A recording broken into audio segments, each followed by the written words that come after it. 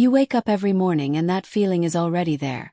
Your legs are heavy and swollen, as if you had slept with buckets of water tied to your ankles. You look in the mirror and don't understand why your legs look so different from the rest of your body, why they hurt in a way that no one can explain. You've heard from doctors that it's genetic, from nutritionists that it's your diet, from personal trainers that it's lack of exercise.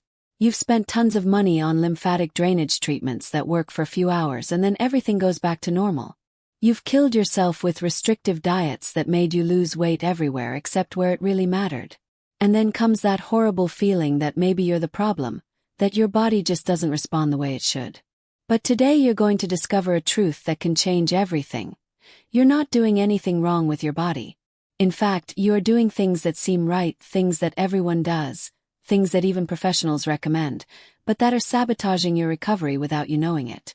3 seemingly innocent habits that are aggravating your symptoms every day, and that you can stop right now without spending a penny, without leaving your home. If you've come this far, it's because you're tired of living with pain that no one understands, with swelling that can't be explained by the doctors you've seen.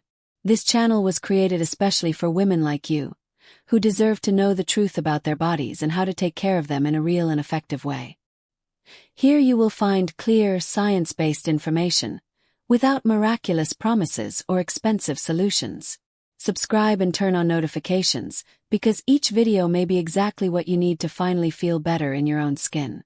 Today you will discover the 3 most common habits that are sabotaging your recovery from lipedema, from what you wear in the morning to how you exercise.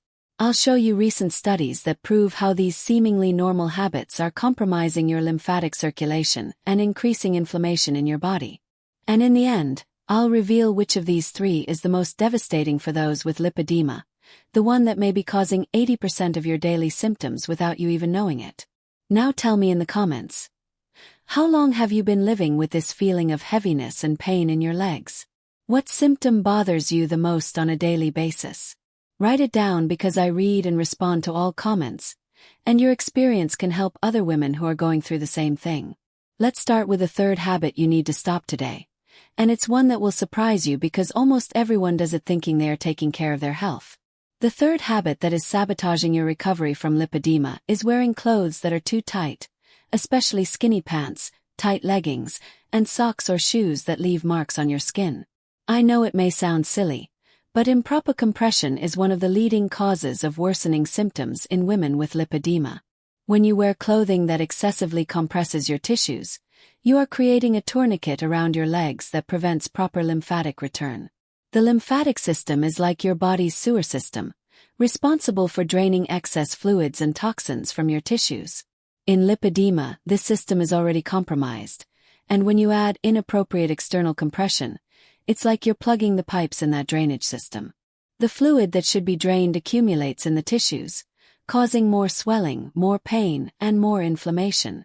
In addition, excessive compression reduces local blood circulation, decreasing the supply of oxygen and nutrients to already inflamed tissues, creating a vicious cycle of deterioration.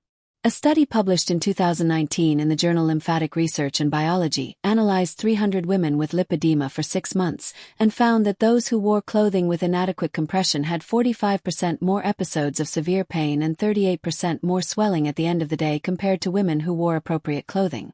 The research showed that localized compression, such as that caused by elastic underwear or tight belts, created points of obstruction in the lymphatic system that persisted for up to 4 hours after the garment was removed.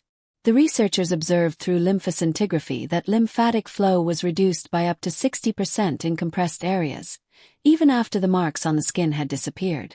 To avoid this problem, choose clothing made from fabrics with natural elasticity, such as cotton with elastane, and avoid garments that leave visible marks on your skin. Choose high-waisted pants that distribute pressure better, and opt for shoes that don't squeeze your feet or ankles. If you need to wear compression stockings on medical advice, make sure they are the correct medical type and pressure for your specific condition. An important tip: if you take off a piece of clothing and can clearly see the elastic mark on your skin for more than a few minutes, that garment is too tight for you. What many women don't realize is that tight clothing also directly affects breathing and body posture. When you wear pants or a girdle that are too tight around the abdominal area, you force yourself to breathe more shallowly, which reduces the activation of the diaphragm. The diaphragm is essential for lymphatic pumping because its movement during deep breathing creates negative pressure in the chest that sucks the lymph from the extremities toward the center of the body. With breathing restricted by tight clothing, you lose this natural drainage mechanism, further aggravating fluid stagnation in the legs. In addition, tight clothing alters your natural posture, causing you to compensate for the compression with unnecessary muscle tension that also impairs circulation. Another crucial factor is the timing of wearing tight clothing. Wearing compressive clothing right after waking up, when your body has been in a horizontal position for hours and fluids are more distributed, can create a trapping of this inadequate distribution. Ideally, allow your body at least 30 minutes after waking up to naturally reactivate circulation through gentle movements before putting on any clothing that puts pressure on your tissues. Similarly, removing tight clothing a few hours before bedtime allows your tissues to reorganize, and nighttime drainage to be more efficient. A practical strategy that many women adopt successfully is to have two wardrobes. One for days with more intense symptoms, with looser, more comfortable garments, and another for better days, where they can wear clothes with a more fitted but still appropriate fit. Investing in quality fabrics that adapt to the body without compressing it excessively can make a significant difference in your budget in the long run, as you will reduce spending on symptomatic relief treatments. Brands specializing in clothing for people with circulatory conditions offer aesthetically appealing options that do not sacrifice comfort. With this simple change in your wardrobe, you will notice a significant reduction in end-of-day swelling and a feeling of lightness that you haven't felt in a long time. The second habit that is hindering your recovery is spending long hours in the same position, whether sitting at work, watching TV, or even sleeping on the same side. Prolonged immobility is one of the biggest enemies of the lymphatic system because it depends on muscle contraction to function properly. Unlike the circulatory system, which has the heart as its central pump, the lymphatic system depends on the movements of your leg muscles to push lymph back into circulation. When you remain immobile for more than 30 minutes, especially while sitting, you create stagnation in lymphatic drainage that allows fluid to accumulate in the tissues affected by lipedema. In addition, sitting alone compromises venous and lymphatic return because it creates a fold in the groin area that acts as a dam, preventing fluids from flowing properly back to the trunk. Gravity also works against you in this position, causing fluids to accumulate mainly in the legs and ankles. What many women don't know is that this stagnation doesn't just cause temporary swelling, it also increases pressure on already inflamed fatty tissue, intensifying the pain characteristic of lipedema and creating an environment conducive to further inflammation and fibrosis. Research conducted by the Medical University of Vienna in 2021 followed 250 women with lipedema for 8 weeks, dividing them into two groups. One that maintained normal sedentary routines and another that implemented movement breaks every 30 minutes. The group that took regular breaks experienced a 52% reduction in leg pain intensity and 41% fewer episodes of severe swelling at the end of the day. Bioimpedance measurements showed that women in the active group had 35% less fluid retention in their lower limbs after 8 weeks of the protocol. The researchers also observed a 28% improvement in sleep quality and a 33% reduction in the use of painkillers for leg pain among participants who implemented active breaks. The solution is simple but transformative. Every 30 minutes, get up and move around for at least 2 minutes. It can be a short walk to the kitchen, some standing stretches, or even flexing and extending your feet while sitting. If you work in an office, set reminders on your cell phone so you don't forget. During sleep, change position naturally and consider slightly elevating your legs with a small pillow to help drainage. If you watch TV at night, take advantage of commercial breaks to get up or do simple ankle exercises during programs. One detail that makes all the difference is the quality of the movements you make during these active breaks. It doesn't have to be anything strenuous or complicated. Gentle movements such as standing on your tiptoes, bending your knees alternately, or circling your ankles are more effective than you might think. These simple movements specifically activate the calf muscles, which act as a natural pump to propel lymph and venous blood back to the heart. The so-called calf pump is considered the second heart of the human body, and when you sit still for a long time, this pump stops working efficiently. The result is a progressive buildup of fluid in the tissues of the legs, exactly where lipedema already causes vulnerability. For those who work from home or have more flexible schedules, an even more effective strategy is to implement what physical therapists call dynamic positioning. This means alternating between different positions throughout the day. A few hours sitting in an ergonomic chair, some time working standing at a high counter, and periods sitting on the floor with your legs extended. This constant variation in position stimulates different muscle groups and prevents any specific area of the lymphatic system from becoming overloaded or stagnant. Women who adopt this system report a dramatic reduction in the feeling of heavy legs at the end of the day. Another key aspect is the environment where you spend most of your time. If you work or study sitting down, consider small adjustments that make a big difference. Keep your feet flat on a level surface, avoid crossing your legs, adjust the height of your chair so that your knees are at a 90-degree angle, and use a footrest if necessary. The temperature of the environment also influences circulation. Very hot environments favor vasodilation and can increase the leakage of fluids into the tissues, while excessively cold environments can cause vasoconstriction, which also impairs lymphatic drainage. The ideal is to maintain a comfortable temperature between 68 to 75 degrees Fahrenheit and ensure good ventilation in the place where you spend most of your time. By implementing this change, you will notice that your legs feel less heavy throughout the day and that the pain decreases significantly, especially at night. Now tell me, do you also spend hours and hours sitting without realizing it? Have you ever felt your legs tingle or go numb after a long time in the same position? Write in the comments, "I sit for X hours straight," and tell us how your symptoms behave on those more sedentary days. Other women will read it and realize that they are not alone in this struggle. Your experience can help someone who is feeling lost, just like you once felt. Let's form a support network here in the comments. If the video has been helpful to you so far, give it a like to help me reach more women who need this information. And if you haven't subscribed yet, take the opportunity to subscribe and activate the bell because every week I bring new content about lipedema and women's health. Now we come to the first and most devastating habit you need to stop immediately. And this one will shock you because it's something the fitness industry promotes as healthy and necessary for all women. It's the number one habit that is destroying your tissue and drastically worsening your lipedema symptoms. High-impact exercise such as running, jumping, step classes, and even some types of fitness dancing. I know this goes against everything you've ever heard about exercise and health, but for women with lipedema, these exercises are not only ineffective, they are harmful. The repetitive impact of these exercises creates microtrauma to the already inflamed and sensitive fat tissue of lipedema, intensifying pain and accelerating the fibrosis process. Every hard step during a run, every jump in an aerobics class, every impact movement sends shock waves through your tissues that increase internal pressure and cause micro-ruptures in the lymphatic capillaries. Not only does this worsen the swelling immediately after exercise, but it also creates a chronic inflammatory process that keeps your symptoms active even when you are resting.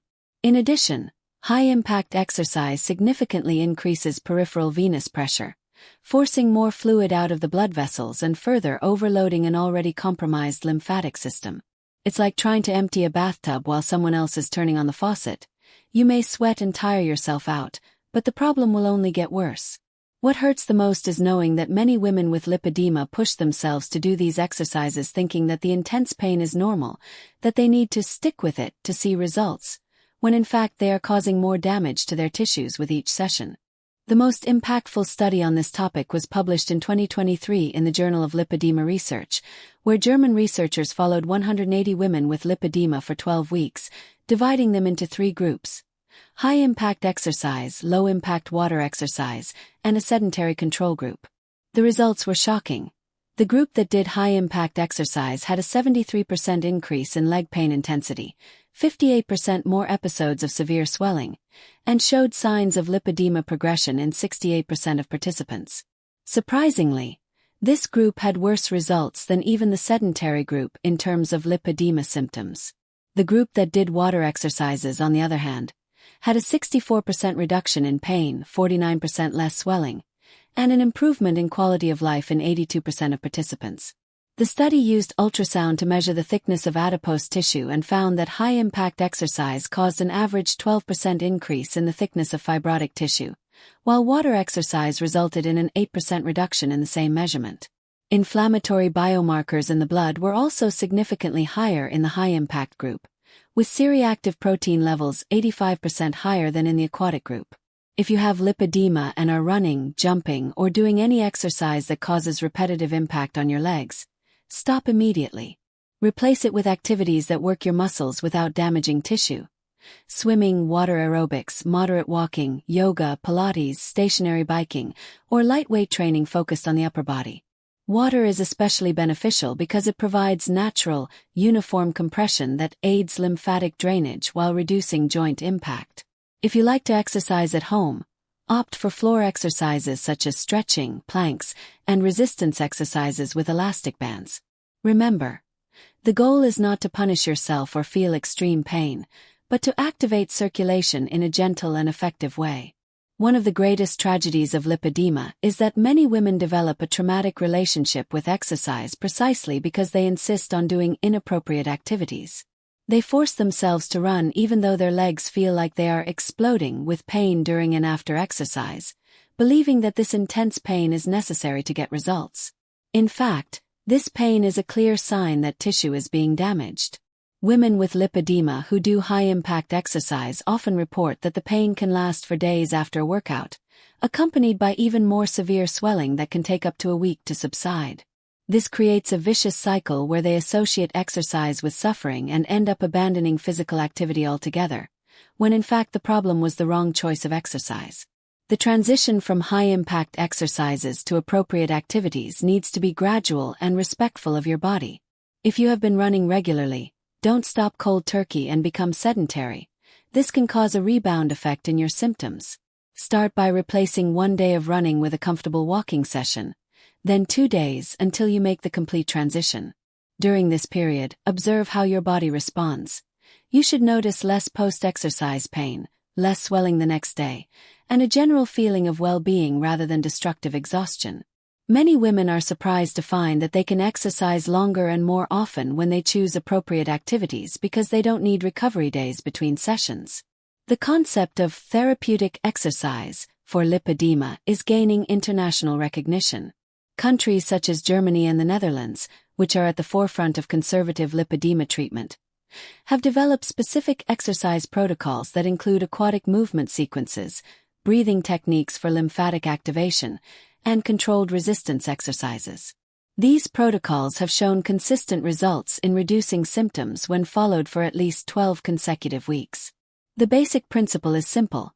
Exercise should activate circulation and strengthen muscles without causing trauma to tissues already sensitized by lipedema. This means fluid, non-impact movements with a focus on range of motion and activation of the muscle pump that aids lymphatic drainage. By implementing these 3 fundamental changes, appropriate clothing, regular active breaks, and low-impact exercise, you will notice a real transformation in your symptoms. Your legs will feel lighter, the pain will decrease significantly, and you will finally feel like you are taking care of your body the right way. Now tell me in the comments, which of these 3 habits will you change first? Which one surprised you the most? And if this video helped you, subscribe to the channel to receive more content on how to treat lipedema naturally and effectively. Next week I'll talk about the foods that help reduce lipedema inflammation the most, so don't miss it.